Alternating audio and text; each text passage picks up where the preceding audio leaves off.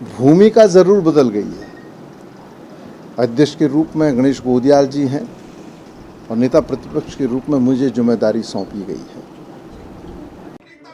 कांग्रेस में भूमिका बदलने के बाद नई जिम्मेदारी के साथ प्रीतम सिंह तैयार हैं। नेता प्रतिपक्ष का पद उन्होंने संभाल लिया है और आने वाले दिनों में अब वो जब भी सदन की कार्रवाई चलेगी यानी विधानसभा का सत्र होगा तो सदन के अंदर बतौर नेता प्रतिपक्ष पहली दफ़ा एंट्री करेंगे और सवाल भी उठाएंगे। लेकिन मौजूदा सियासी हालात में जो मुद्दे हैं, जो चुनौतियां हैं, उन मुद्दों को लेकर प्रीतम के निशाने पर रावत हैं। प्रदेश को लेकिन नहीं, आपने समझ लिया था, समझ गए थे, जान गए थे कि पहले वाले रावत और दूसरे वाले रावत ने जो है इस प्रदेश के अंदर भारतीय जनता पार्टी को चौपट करने का काम किया है। इसलिए संवैधानिक बात कह करके उनको पद से मुक्त किया गया। ये हालत मैं पूछना चाहता हूं, जो दो बैलों की जोड़ी है देश के अंदर, अरे भाई आपको पता नहीं था? आपको पता नहीं था? प्रीतम ने रावत पर निशाना साधा, लेकिन ये निशाना बीजेपी के रावत पर था, मगर इशारा कहीं न कहीं कांग्रेस के रावत पर भी था, यानी हरीश रावत पर। वो अपने तरीके से तंज कसने से नहीं चूके और जब वो पद ग्रहण कर रहे थे नेता प्रतिपक्ष का तो उस समय नारे किस तरीके के लगे, ये सुनिए।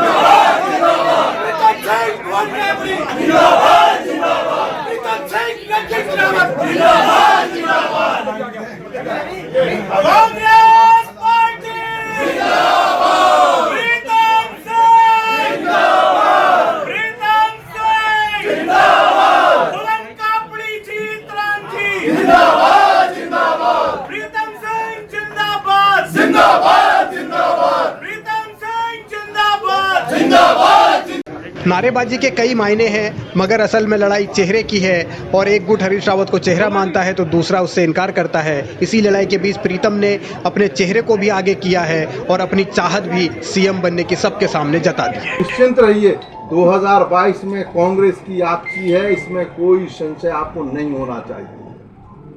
और राष्ट्रीय नेतृत्व हमारे तमाम विधायक साथी जो चुन करके आएंगे वो अपना नेता भी चुनने का काम करेंगे। समय लगेगा, लेकिन जो निर्णय होगा उस निर्णय के पीछे सब लोग लामबद्ध होने का काम करेंगे। तो अभी तो चेहरा न माने किसी को, चर्चा बहुत सारी नहीं। हाँ। अब आप देखिए, ये बात, इस प्रश्न का जवाब मैं एक नहीं कई बार दे चुका हूँ। चेहरा मेरा खराब है?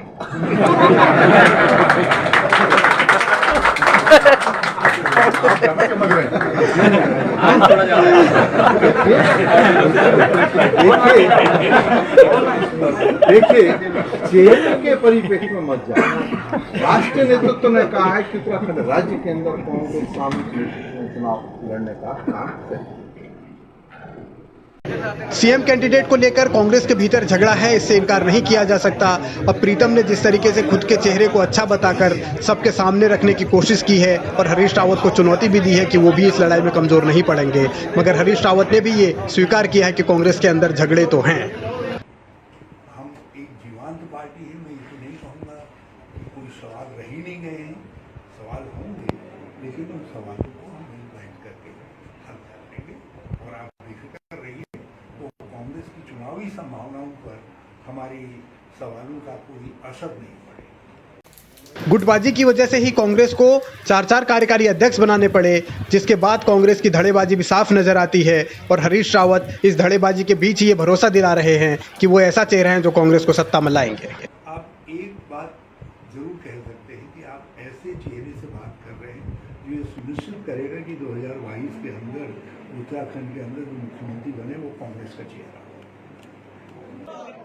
चेहरा कौन है, चेहरा किसका अच्छा है, चेहरा किसका अच्छा नहीं है, पार्टी क्या चाहती है, आलाकमान क्या चाहता है, ये तमाम वो सवाल हैं जो अभी फिलहाल राजनीतिक गलियारों में तैर रहे हैं। और कांग्रेस के भीतर नए प्रदेश अध्यक्ष की कमान संभालने से पहले जिस तरीके की लड़ाई तलखी सामने आ रही है, उससे संकेत साफ है कि आगे डगर बहुत कठिन है, मगर इस कठिन डगर से पार कैसे पाएंगे, यही कांग्रेस को समझना होगा।